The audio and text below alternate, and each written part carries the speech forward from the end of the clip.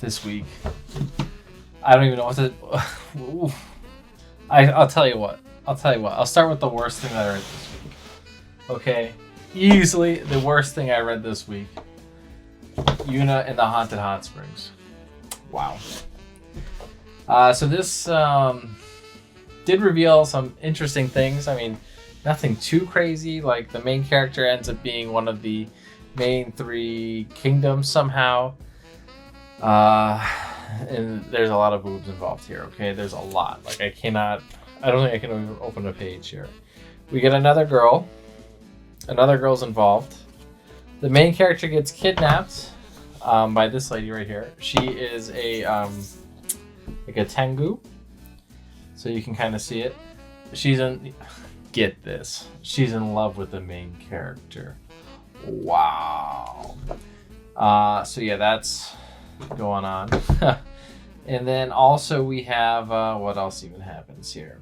Oh, the raccoon girl. She starts to be able to make transformations a little bit better. She doesn't need to use she like can get rid of her ear and tail for a little bit.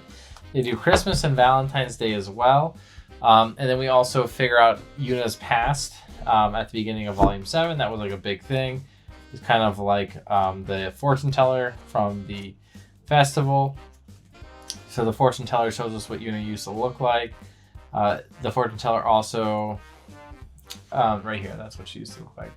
The fortune teller also doesn't know why Yuna is haunting the hot springs. She's never been to the hot springs before. So that was interesting. But a large majority of this is just so much fan service. It is just... If you like harem manga, this is probably one of the best harem manga ever. If you don't like harem manga, this is the most gratuitous amount of fan service I've ever read in my life. I can't even believe it. I can only pray Negima back there, when I finally get the last volume, doesn't have anywhere near this much fan service. But who knows? I don't know if Negima's even technically a harem manga or not, but yeah. Now, let's move into some good. BAOH, Volume 1 and 2. Super good. I really like BAOH. If you like JoJo's Bizarre Adventure, you owe it to yourself to check BAOH out. Only a 2-volume series, so quick read. I think it's like 10 chapters total or something like that, with an epilogue. Follows the story of a young boy who has a parasite in him, and that's how he has the ability to go into BAOH. BAOH is the parasite kind of taking over his body. It's like a classic 80s manga. He and this girl are after the scientist organization who made BAOH in order to stop them in their terrible experiments. There's this Native American guy at the end. He shows up, and he's also psychic. There's a few psychics in here. It was really pretty good. So yeah, definitely check it out if you guys like JoJo's, which I'm sure most of you do. BAOH, I think, is pretty easy to find online, but if it's not, it wasn't that expensive actually to get these. So I think it was like $50 or $60 for these two, which I guess is kind of expensive, but yeah, it was well worth it in my opinion. It will be interesting if they ever release like a Omni version of this, like a JoJonian one, since this is in the JoJo's All-Star Battle that came out recently. Somewhat recently. Most people have abandoned it though, apparently, so who knows. But let's move on to the best thing I read this week.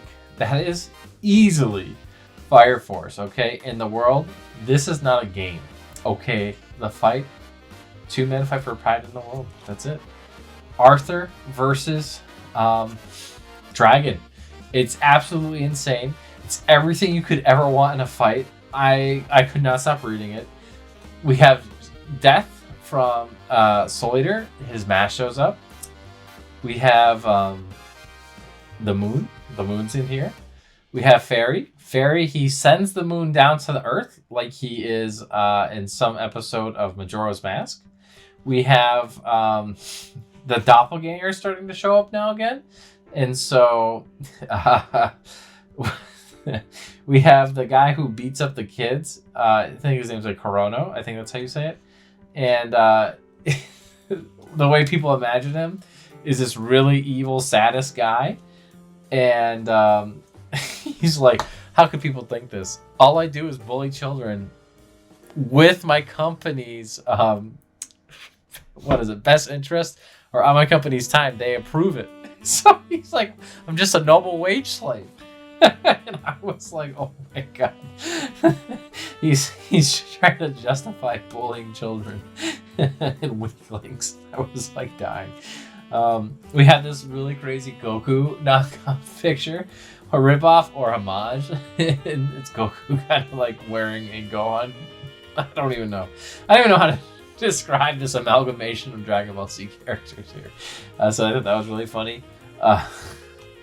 We have some really awesome stuff too, like Shinra wakes up and he just kicks the moon back into space after Fairy tries to shoot it down to Earth. It literally happens like in one chapter. It's not even like a twist or anything. They literally go, I wonder if Shinra's gonna kick the moon back into space. And then he does it. Death is in this. You see Death? That's really cool. I love these Soul Eater kind of references here. We also get some hints that there's going to be a really cool fight with Waka and his doppelganger. So doppelgangers are really kind of showing up here. Look, we have more Death iconography here from Soul Eater. So I mean, this is obviously all leading to that. I am very curious to see how the creator like really makes these worlds meld together. I kind of predict that the outcome of this battle is going to lead to the creation of the Soul Eater world, and the end of this one is going to like reincarnate the world. Because honestly, there cannot be much left of a Earth or a universe. I don't want to say too much, but Arthur literally cuts the Earth in half. Okay, I mean, the insanity of this manga is so good. If you guys have ever seen Tengen Toppa Gurren Lagann, it is that exact vibe. You know, at the end where they're like, you have to do this, Simone. Just have faith in the me that has faith in you, and the faith of us that have faith in the faith of you. And, that kind of shit where it's just like, that makes no sense, but it's so awesome. It's going to work. And then it works. Like, that is what's going on in here, okay? It's like, listen, just because this is your outward appearance doesn't mean that it's the true you. If you think this way, then this way, it'll happen, no problem. And I was like, what? And then it works. It works no problem. And I'm like, wow, it's really cool.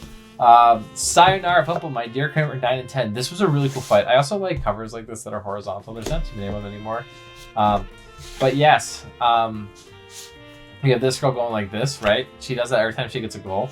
Her name is Tay, and so she acts around being all ditzy.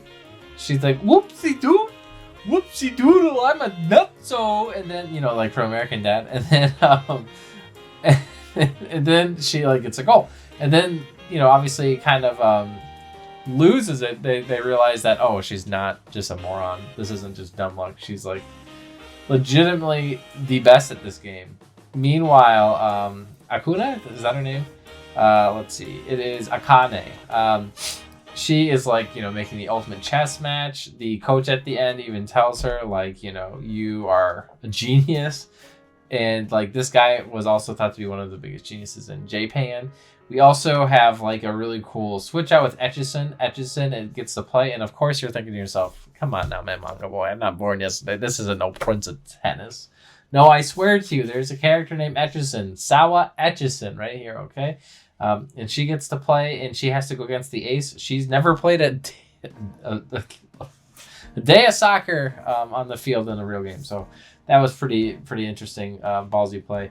We also get introduced to what seems to be like the main like team to beat, which is Korenkin and this girl who's like the queen or something like that. It seems like she's one of the more obvious people to beat.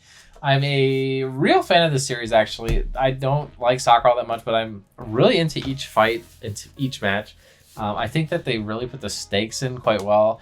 I get just like, I don't know, really interested in what's happening for whatever reason. Even though I don't care for soccer that much, I'm like, who's gonna win?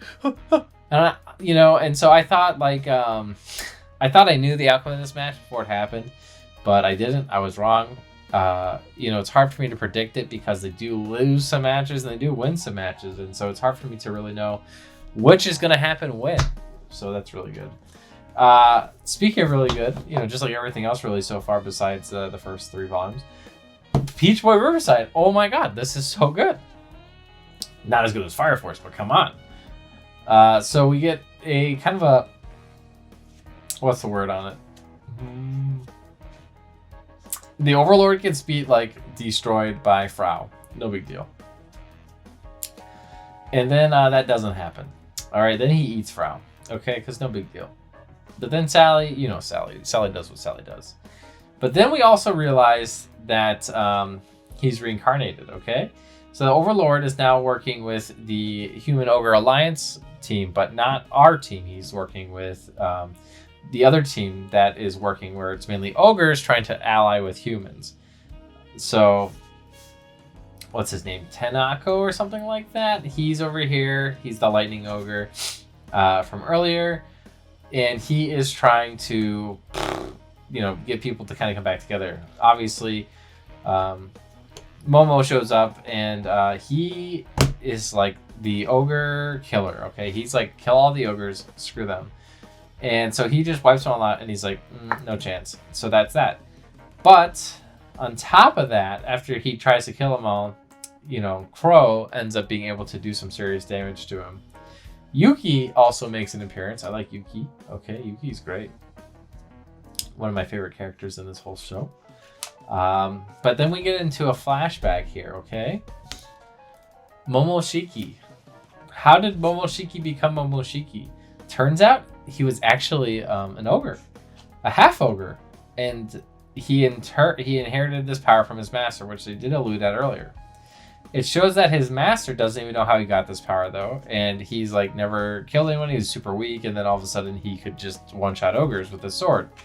And so he meets the wolf and he gives the sword and he just destroys ogres and tries to make the whole country ogre free. So he kills every ogre in the country. And then obviously some more ogres show up and wipe him out. Which was a really epic fight. They lose limbs. He's starting like Zoro, and I'm like, whoa. And he goes by Momotaro, and then he was originally Mikoto, just like the other guy. So this is called the origin story between the two Mikotos, and kind of how they both become Momotaro. So I don't really want to say too much about it, but really we didn't hardly see Sally and Frau and Carrot and all them at all, almost these 2 volumes. It was pretty much all about ogres, really. It was about Crow, big time. It's about Momotaro. I think I keep saying Momoshiki. I forget what that's from, but Momotaro. So yeah, that was really great. I enjoyed it a lot. I did not see that twist coming about him being an ogre. I did not see that we were gonna have such an awesome action scenes.